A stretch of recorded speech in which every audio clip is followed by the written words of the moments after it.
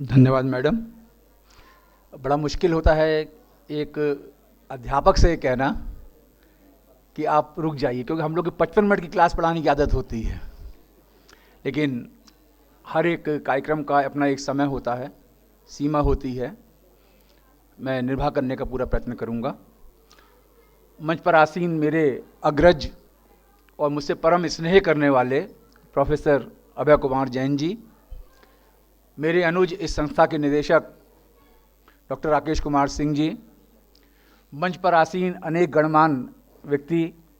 व्यक्तित्व और सामने बैठे हुए सुधी श्रोता और प्रिय बच्चों, सबसे पहले तो मैं आपको आज इस 33वें स्थापना दिवस की बहुत बहुत बधाई देता हूं, क्योंकि यह एक लंबे समय की तपस्या का फल है जो आज हम लोग यहाँ पर 33वां ये स्थापना दिवस मना रहे हैं। और इसी स्थापना दिवस में मैं ये भी थोड़ा सा संकेत करना चाहूँगा कि जैन संस्थान ने इस लंबी यात्रा में जैन धर्म और सिद्धांत के प्रचार प्रसार के लिए निरंतर सेवा की है, और यहाँ तक अकादमिक जगत से जुड़कर उन्होंने एक नई पीढ़ी को नए विचारों से, इन जैन सिद्धांतों से परिचित कराने का प्रयत्न किया है। न केवल गोष्ठियों के माध्यम से, न केवल प्रतियोगिताओं के माध्यम से, बल्कि वह समय सेवा पर विभिन्न पत्रिकाएं निकालते हैं, विभिन्न पुस्तकें निकालते हैं, और एक प्रकार से एक पाठ्यक्रम भी संयोजित किया गया है। बात दूसरी है कि बौद्ध धर्म के उसके संस्थान के साथ में मिलकर यह संस्थान कार्यक्रम चलाता है और बीए स्तर तक की पढ़ाई यहाँ पर होती है। तो ये एक बहुत ही अच्छा प्रयास है, जिस कारण से हमारा यह धर्म जो है, या धर्म अपनी जगह पर होता है, हमारे विचार जो है सब जगह पर फैल रहे हैं। आज की ये गोष्ठी जो है अनेकांतवाद पर आधारित है, और अगर हम बहुत ही संक्षेप में इसमें बात करना चाहें तो वैसे तो अभी विद्वानों ने बातें की है, मैं थोड़ा सा देर से आया तो मैं क्षमा चाहूँगा, लेकिन अनेकांत को जब हम परिभाषित करते हैं तो अनेके अंता यस्मिन अस्मे अनेकांतः, जिसमें अनेक अर्थ तादाम भाव में रहते हों, उनका नाम अनेकांत है। ये एक मोटी परिभाषा हो सकती है, ये एक सैद्धांतिक परिभाषा हो सकती है, लेकिन जब हम इसको समझने की बात करते हैं तो मुझे लगता है कि शायद एक ही शब्द काफ़ी है समझने के लिए, वह सामंजस्य, वह समरसता।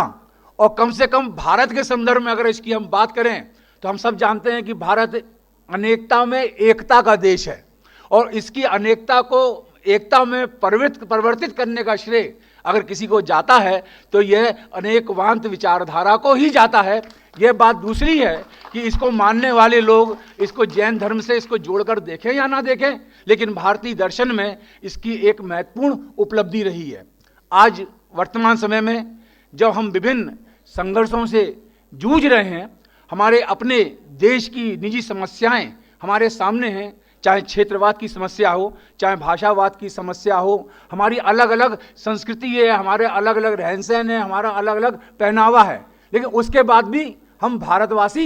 एक हैं। और ये जो भारतवासी एक हैं वह धर्म और गुण के आधार पर ही एक हैं, इसको हमें नहीं भूलना चाहिए। और अनेकांत का यही एक मूल मंत्र भी है। हम सब जानते हैं स्यावाद की बात हुई है, न्याय की चर्चा भी हो सकती है, लेकिन मुझे संकेत किया गया है, मैं बहकूंगा नहीं बिल्कुल भी, उसकी बात भी कर सकते हैं, और उस पर ही हमारी नींव रखी हुई है। और ये एक संयोग रहा है कि कल गांधी जी की पुण्यतिथि थी और आज हम लोग स्थापना दिवस आयोजित कर रहे हैं। गांधी और जैन दर्शन, इनका भी आपस में बहुत बड़ा तालमेल है।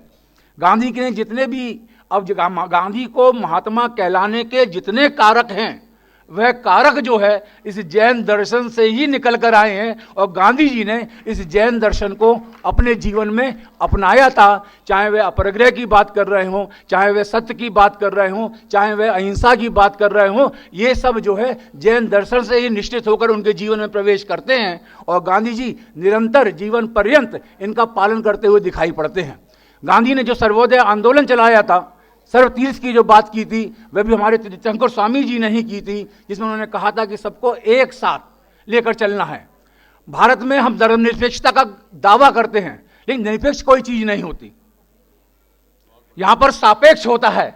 निरपेक्ष कुछ नहीं होता। लेकिन कहां से सर्कुलर का टर्म जो है निरपेक्षता आ गया, ये मैं आज तक इतना पढ़ने के बाद भी नहीं समझ पाया, लेकिन जो व्यवहार में आ गया वह चल गया। और भारतीय संस्कृति में आप देखेंगे, चाहे हम हिंदू धर्म की बात करें, चाहे हम बौद्ध धर्म की बात करें, चाहे हम जैन धर्म की बात करें, ये सबको मिलाकर हम सनातन धर्म की बात कर लें,